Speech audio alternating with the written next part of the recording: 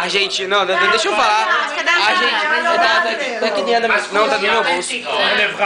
Não, pera aí, pera aí.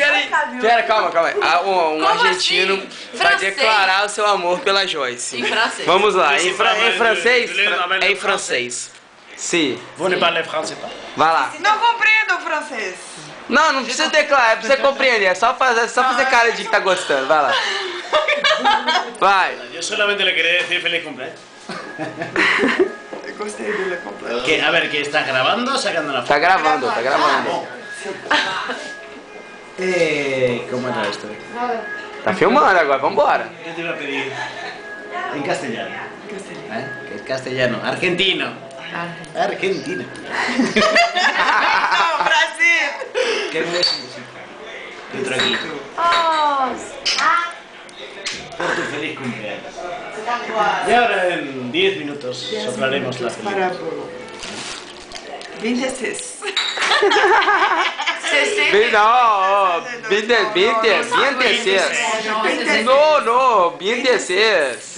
Perdón.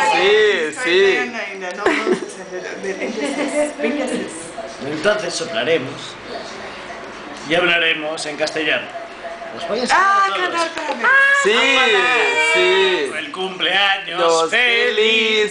Cumpleaños feliz. Te deseamos Todos. Cumpleaños feliz. Entonces ella sopla como carajo sopla. ¿Cómo se dice eso? Soplar. Soprar, fazer um pedido. Não. Desejo. Soprar a Deseo. vela. Soprar. Si vos supieras lo que es soplar la vela en Argentina. Como é soprar vela em Argentina? Deve ser Mejor uma não te lo sacanagem. Melhor que não dizer. Olha, tá te zoando. Imagínate. La Argentina son Una vela. imposibles.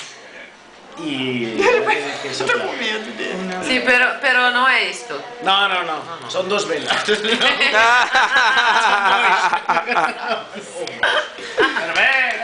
Cumpleaños feliz. Novamente, cumpleaños. Años feliz. Cumpleaños. Parabéns pra você. Parabéns pra você. Nessa data querida. Parabéns pra você.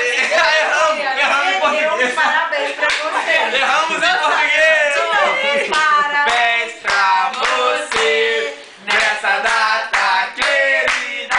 Muitas felicidades. Muitos anos de vida. Viva Belém! Viva! Muitas alegrias, amiga. ¿Por qué no se ve? Saúde. Isso é muito Salute!